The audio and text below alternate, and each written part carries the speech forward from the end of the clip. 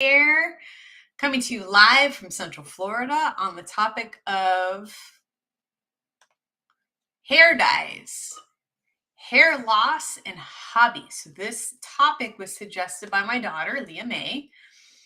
And, if you've been listening to my lives for a while, you know that the title has the same letter throughout and is on various health related topics. Hair dyes. So, ladies, I totally used to dye my hair. I used to highlight my hair. My hair was highlighted blonde. And I thought that, um, since it was on the hair, so hairstylists say this too, if the dye is on the hair, then it doesn't go into the body, right? So I don't know if you've ever heard a hairstylist say that. Maybe your hairstylist says that. Maybe you agree with that. Except for the fact that if you feel the hair dye like burning your scalp, it's going into your scalp. It doesn't just stay in the little tin foil. They do that little whole fold over thing. Why do hairstylists, if any are on with me, why do hairstylists fold the hair in there to get it to set, if you will? And so in quantum nutrition testing, which is the technology that we apply at our office, Palmer Natural Health, some of the sickest patients that we work on are hairstylists. Some of the sickest patients we work on are people that get their hair dyed frequently, with red dye being a more damaging dye than other colors. Why? Because it tends to have the most chemicals and heavy metals in it. Anything that you apply to your scalp, to your skin, gets absorbed. That's why the Nicoderm patch, you've heard of that patch that people can put on to stop smoking. That patch gets put on the skin, and then the body will absorb the chemical of the Nicoderm patch, right? So if you apply dyes to the hair, if you apply treatments to the scalp, if you apply anything to the skin, the body will absorb that. It has to process the toxins in the liver and can cause anything. So when I used to get my hair highlighted, I thought that it looked pretty, and that's why I did it. But I would find that after getting my hair highlighted, that my face would be puffy the next day. I'd feel a little tired, maybe be a little cranky. And I just figured maybe I was tired and cranky because I didn't sleep well, or maybe I was tired and cranky because I needed more coffee, or maybe I was tired and cranky because it was a bad day, right? And then later, when I started doing more work in holistic nutrition, found out that those chemicals, whether they're mainstream hairstyling chemicals, if you will, or organic, because that's what I moved to. I'm like, you know what? If regular hair dye is bad, then I must get organic hair dye. And I remember standing in the aisles of the health food store reading all the boxes. Like, you grab the box, you read the back of it, and thinking, oh my goodness, I took chemistry. I took four years of chemistry. Let's see, general chemistry 1, general chemistry 2, 2 intro classes, organic chemistry 1, organic chemistry 2. So just in college, I took 6 organic chemistry, or 6 general chemistry and organic chemistry classes combined. More than that, if you count other classes in, but we'll just keep it at 6 for an easy story. I'm reading those chemicals. I'm like, oh my gosh, organic doesn't mean no chemicals. Even organic fruits and vegetables doesn't mean no chemicals. It just means less chemicals, right? And how they loosely use that word, organic, in organic chemistry means carbon based, right? It doesn't mean no chemicals. It means having a carbon based, coming from nature, right? So with hair dye, I was like, oh my gosh, like these chemicals are burning my scalp. These chemicals, like back then, my hair was so fried, like now it's actually soft, and it's healthy. I don't color it anymore. Any color changes is from the sun and nature, if you will. And the color that the hair dyes was causing issues. In fact, my hair was falling out. So I remember brushing my hair back then, and like wads of hair were falling out. My hair was super dry, probably would have caught on fire if I was near a flame. It wasn't healthy. And so we find patients that are losing their hair, right? Some of it is because they were sick with a certain thing going around, and it seemed to be one of the effects is hair loss. Sometimes it's post pregnancy, and that's due to hormone changes. Sometimes it's due to problems in the endocrine system, meaning the thyroid's not working right. So if the thyroid is slow, um, women can actually go bald. They can lose hair in this region, and it's not a good thing, right? It's not a good thing to have that. That's a sign that the endocrine system is not working properly. So your thyroid, your ovaries, your adrenals. If you don't have ovaries because you had a total hysterectomy, then your adrenals and your thyroid gland, and your pituitary gland have to work harder, and you can have negative effects. Now, if the thyroid's not balanced, the medical treatment for that is to give the body thyroid hormone. The problem with that is if you give the body hormone, it causes down regulation. Down regulation means it makes even less hormone and will cause other imbalances in other systems. It will negatively affect estrogen. It will negatively affect testosterone. So, women, we have testosterone too. It will negatively affect progesterone. Insulin or cortisol levels, stress hormone levels will also put those things out of balance. It can cause hair loss. It can cause weight gain. It can cause irregular periods, heavy periods, clotty periods, all of that stuff. Hey, Desiree. Hey, Mary. Hi, Gina. Are organic hair dyes okay? Well, Desiree, read the label, right? What does the label say? In order for hair follicles, in order for the hair shaft to accept color, there has to be some chemical in there. So, Mary, I know that's your profession. If you want to chime in as far as how that works. My understanding is you need something like a chlorine based chemical that is going to change the structure of the hair and allow the hair to accept the color, right? So there's certain processes for lightening hair and there's certain processes for darkening hair. I'm not a hairstylist, but I do understand chemistry. And when you do that, so say you're lightening and you're using like a bleaching factor would have a chlorine type of component. And we know in holistic healthcare land that chlorine has a very negative effect on the thyroid, right? Oftentimes when you go into a hair salon, I'm actually probably making enemies with some of my friends, some ladies right now, right? And I know some guys color their hair too. But when you walk into a hair salon, what do you smell? You smell chemicals. Why do you smell chemicals? Because that's what they put on your hair to put color, right? The only safe way that I know how to change your hair color is actually two ways. One is lemon. So you can put lemon on your hair to lighten your hair. Now, I'll caution you is that that's an acid, right? So lemon is an acid and it can dry your hair. When you combine lemon with other chemicals, it can make the hair turn orange. An example of hair turning color is somebody with light colored hair, like blonde hair, swimming in a swimming pool. Swimming pools have chlorine, whether it's a salt based pool or a chemical pool. Some people believe that having a saltwater pool is healthier. Well, it's not salt water, and that the fact that you're swimming in the ocean, which would be great, it's salt water in that they take sodium chloride, which is salt, and that mechanism removes the sodium and chloride from each other. You still have a chlorine component, and that's what sanitizes the water. Whether it's a saltwater pool or a chemical chlorine pool, the chlorine in the water can never negatively affect the color of your hair, and in some cases can turn the hair green. My sister growing up had really beautiful light blonde hair. And if she swam too much in the summertime in a highly chlorinated pool, her hair would turn green. So, unfortunately, yes, all hair dyes have chemicals. All hair dyes, I don't know how you could write a hair dye is organic unless you are to use, henna. Henna. So henna is herbal coloring. So like the American Indians would use different plants to change colors, to paint ceramics, to paint their bodies, maybe to add color to the hair. And so henna is a safe way of adding color because it's plant based. It does not have chemicals. The caveat to that, though, is if you have color treated hair and you use henna, it's not going to work so well.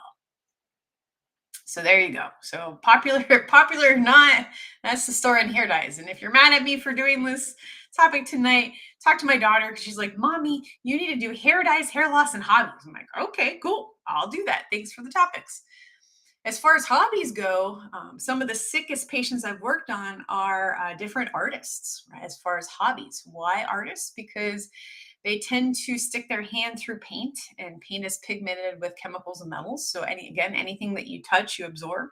I love to pour paint. My friend Sylvia taught me how to pour paint, which is when you take different types of paints and you mix a thinner type agent in it, and then you pour that on the canvases. And you can move the canvases in a certain way. The painting, I don't know if you guys can see it. Yeah.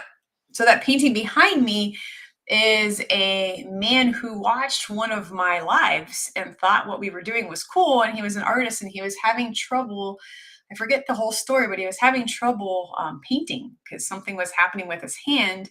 And then he realized he could still be an artist with pour painting. And so he actually made this. So you guys can see that ocean picture behind me, and it's beautiful. I love it. It's just awesome. And so painting is a great hobby.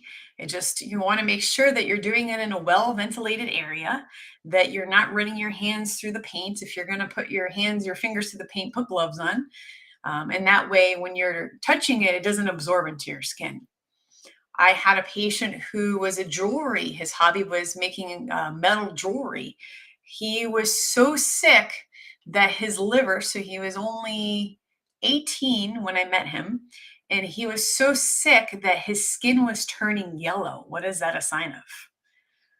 And in fact, his skin was turning yellow. The organ that it correlates to was shutting down, and he started acting weird to the point where his family put him in a psychiatric hospital because they thought he was going crazy. And he wasn't going crazy. His body was shutting down. So when someone's really sick, they don't act normal, right? When someone's sick, they can hallucinate. They can, like someone with a high fever, can see things that are not there. I had a patient that was severely overheated, and her mom didn't know, put her in the hospital. Hospital couldn't figure out what was wrong with her, just that she was acting weird, put her on the psych ward. And later we found out she was swimming in Florida with a full wetsuit. So if you're from Florida, you don't wear a full wetsuit in the summer, you're going to have heat exhaustion. And that's what her body was trying to shut down. And she was acting very strange because her body was trying to shut down. This young man that was, his hobby was making jewelry. What ended up happening, he acted weird. The hospital ran tests. They couldn't figure out what was wrong with him. They thought he was crazy. They put him in the psych ward. His family didn't want him in the psych ward, didn't think he was crazy, got him out of there. And he ended up in my office. And I was like, whoa, oh, this is a case.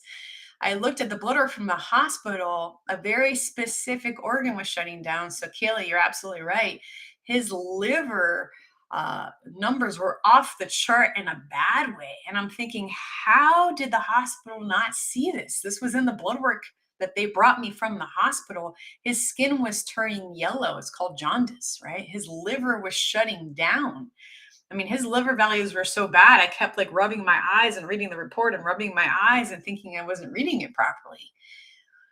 What was very interesting in that case is that I, did the testing that we did, found out what was happening. And then I said, you're showing up for some crazy toxic metals. And I asked patients, because they know themselves better than anybody, like, where do you think these toxic metals are coming from? And he goes, oh, that's easy. And I'm like, really? Okay. And he's like, yeah, I melt jewelry. So he solders, he melts metal and melts the metal together. And when you solder, you're supposed to have a mask, right? So you protect your eyes from the light, but you're also supposed to wear a mask like this so you don't inhale all the metal fumes. And he wasn't doing either of those things. And so as we tested him and detoxed out the heavy metals, he did better and better. Okay, so Robin says, I was at the medical summit and one of the autism experts told me that if the dye didn't touch my skin, it was okay. Yeah, I don't agree. I said, I don't think so. I was so surprised that someone who is knowledgeable about one thing had no idea about hair dye. Yeah. I've had a medical professional say, if you put an antibiotic on the skin, it's okay because it just stays in the skin. Well, if you understand the lymphatic system and you understand the circulatory system, it doesn't just stay in that one area. So that's also the defense they have against some of the shots. Is they're like, oh, it just stays right there in the muscle. No, no, no, no, no. You have a lymphatic system. It's like the maid in the body. You have a circulatory system. It's also kind of a maid in the body. and it transports waste and it transports oxygen and nutrients and all of that throughout the body. So you can either filter it out in the kidneys and pee it out, or you can filter it out in the colon and poop it out. And in some cases, if it's a gas like carbon dioxide, you will exhale it. So, Robin, you're absolutely right. Any type of chemical applied to the skin, our largest organ, or the scalp, which is part of that same family, absolutely gets absorbed into the body. Absolutely. Kristen says, my friend's blonde hair turned green in college from the dorm showers. Oh my gosh, Kristen. So, those dorms had a lot of chlorine, a lot of chlorine. All right, other hobbies, right? So some people like to golf. I was a soccer player. Kate and Amanda, I think Amanda, you were a soccer player too. Um, and so thinking about sports, fields are sprayed with glyphosate, right? Fields are sprayed with Roundup. I remember being a soccer player sitting on the field and then testing for pesticides afterwards. Because what if you sit in the wet grass, your body will absorb the pesticide from the field. And so once I realized that, I'm like, oh my gosh, what am I doing sitting on the field? I would sit on the sidewalk, which was a little bit better, and then put my cleats on. And then I realized, you know what, I should just put my cleats on in the car and sit in my own car. And so that's what I started doing. But yeah, so sports can have your hobby. If it's a sport, you can have exposure to the glyphosate, the Roundup, the herbicide on the field. You can have exposure to they spray baseball fields, football field. I mean, if it's on a field, it's sprayed, right? Golf courses. Oh my goodness. I had a case where a man had gout on his big toe, and his doctor prescribed him gout medication. And the craziest side effect, you guys will never guess, the craziest side effect of the gout medication, you guys will never guess, or maybe you will guess. Oh man, did you still play? That's cool. The craziest side effect of gout medication, get this, side effect of the medication for gout is a red, big, swollen toe. I'm like, wait a second. So, gout, the toe, the big toe, usually it's the great toe or the big toe, is inflamed, is swollen, and the medication for it causes the same thing. So, then how do you know if the medication fixes the problem or makes it worse? I don't know. I don't know. Very interesting. We tested his toe. His toe tested for pesticides. Loves to golf. So, right. So, your golf cleats get wet. You absorb the pesticides and the herbicides and all that stuff that's sprayed on the beautiful golf course lawn, right? And then if you live in a HOA, a homeowners association, oftentimes they will also spray for bugs and spray for weeds and that kind of stuff. And you absorb that too.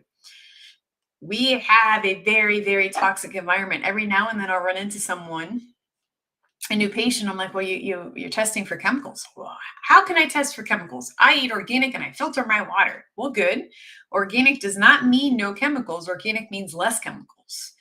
And water, oh my gosh, you want a education on water, go to ewg.org, look up your zip code and look what's in your water supply, in your city water. Okay, you filter good. That's better than doing nothing. Okay, reverse osmosis. All right, you're getting some other stuff out. Water distillation is going to get the most chemicals and toxins out, but you need to consume minerals because it also pulls good minerals. Then what are you bathing in? What are you showering? And I've had a case this weekend, level 1. A doc was having issues, and we found it was due to chlorine in her water, right? And so she's going to progress now that we located the chlorine, we know where it's coming from, and we have supplements that are going to rebalance out her body and remove the chlorine from her system. Other hobbies, musical instruments. I don't know, is there exposure to chemicals and metals in instruments? I was a clarinet musician in middle school, concert band, in high school for a little bit, but I couldn't march and play and memorize music. I'm like, wait a second. We're in Miami.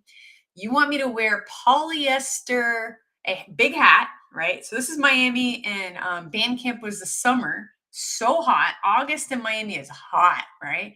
So you want me to wear this big hat. You want me to wear polyester jacket with clothes underneath that, long shirt underneath that, and polyester pants. And I was like, are you kidding me? Now you want me to memorize my music and memorize which way to go? I think I'm pretty coordinated, but no. And so what ended up happening is marching band. So I love playing music. I really enjoy music. My dad is a musician. He plays clarinet, saxophone, bass clarinet, alto sax. Amazing. But I was very thankful that band, marching band, and soccer court like overlapped. And my band instructor said, "You need to pick soccer or band." And my soccer coach said, "You got to pick soccer band because they're overlapping." And I said, "Okay, bye band." So I'm a much better soccer player than I am a marching band musician. I have to give it up to you guys. Those of you that marching band, I don't know how you did it because I don't know how you memorize your music, you memorize the pattern, and you wear polyester because it was damn hot. So instruments, yeah. So the reeds and clarinet, you have a wooden reed. What is that made out of? I can tell you that I was working on a professional musician that also played clarinet. He was very interesting. He played for JFK's presidential band, which I thought was super interesting. And he tested for arsenic. And so we tested some of his wooden reeds, and they also tested for arsenic.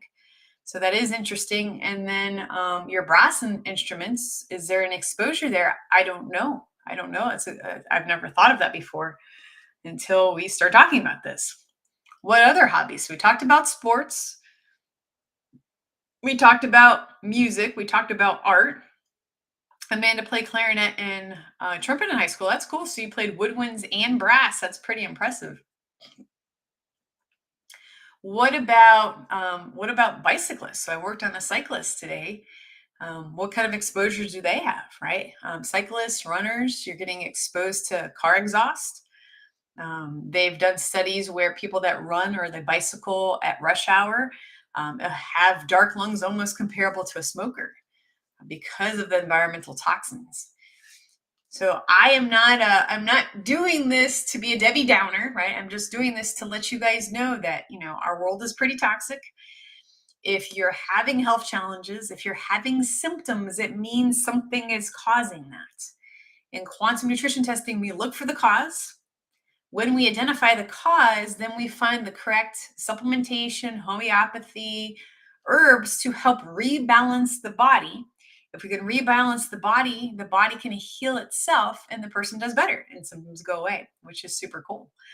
Robin did show choir. Robin, I can totally see you doing show choir. Hello, my darling. Hello, Madonna.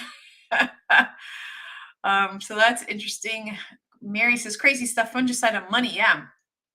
So the other thing I learned this week is I was working with a hairstylist in upstate New York, and we were talking about barbicide. So if you guys go to the salon, you see that glass container, and it has the blue liquid, and it has the combs and the brushes and stuff in that. And so in the hair industry, is that proper to say that? In the hair industry, they'll take combs and put it in barbicide. Anything you see that says side usually is killing something. So a fungicide kills fungus. A pesticide kills pests, bugs. An herb kills plants, right? That barbicide is for barbers to kill off fungus, parasites, bacteria, viruses. All that is in that liquid. Now, every single hairstylist I've ever been to in my whole entire life, what do? They take the container. So we'll pretend this is a container. The combs and the brushes and stuff are in that blue liquid. They reach their hand in the blue liquid. What are they putting their hand in? They're putting their hand in a fungicide, a pesticide, a herbicide. Well, maybe not herbicide. Parasitic, antiparasitic, antiviral. They're sticking their fingers in there and pulling out the comb or pulling out the brush. Then they might wipe it off and then they stick it in your head, on your head, right? So then you're getting chemical exposure. Now, I totally understand why that happens because the hair industry does not want you to spread bugs to other clients. I get that, like lice. The hair industry does not want you to spread viral components. So if you were to comb somebody's hair and they had open scalp and or pimples on their scalp and it bled, you could transfer blood pathogens, right? So I totally understand why. I'm not saying that that's a bad thing, but I'm concerned with my hairstylist friends that they've been sticking their hand in that blue stuff for decades. And then you're right, Michelle, they'll take the comb, they'll take it out, they'll put the comb in their mouth because they're trying to cut something or whatever, and now they're ingesting it. We have a list of professions that tend to have health problems. So on that list is barbers, hairstylists, firefighters, police officers, construction workers, contractors, people that spray pesticides or herbicides, nail techs, right? So those are the top 10. I'll give you another one. Let's see, painters, right? Top 10 most polluted professions. Why? Because the chemical load exposure is so high. If you gave them something like this, if they just took this preventatively, oh, that was a good grab. I was hoping this was biotoxin binder. If you gave them something like this helps to bind toxins, right? Toxins allow pathogens like parasites and bacteria and viral components to enter the body. So stuff like this, like biotoxin binder, will bind those toxins. And so, kids that are playing on athletic fields, it'd be good for them to take biotoxin binder. Anyone in that profession, would be good for them to take biotoxin binder. And so that can help. So Mary says, yes, I've done that 40 years of hairstyling. Use the blue stuff. Yeah. So speaking to this hairstylist in upstate New York, she is a holistic practitioner as well, which is really, really cool. So she gets to cut people's hair and help them with their health. And she's found alternative solutions to the barbicide, which is awesome, that still kill pathogens and nasty stuff that could be on combs and brushes. Amanda says, yes, I've had so many exposures as an electrician, and I'm so much more aware of it now after all I've learned. Yeah. So electricians, contractors, carpenters, you get exposed to a lot of raw materials, to paint, to chemicals, to different things that are used. And I'm so happy, Amanda, that you're more aware of the toxins in an environment. And if you are exposed to these things and you need our help, feel free to reach out to us, and we're happy to help at Palmer Natural Health here in Central Florida. You can go to our website, you can call our office. We would be happy to help you and help with if your hair's falling out or you have any other symptom. Reach out to us and we will do what we can to find the cause, handle the cause, and balance out the body. I'm Dr. Lisa Palmer, Dr. Mama Bear. Good night, everyone.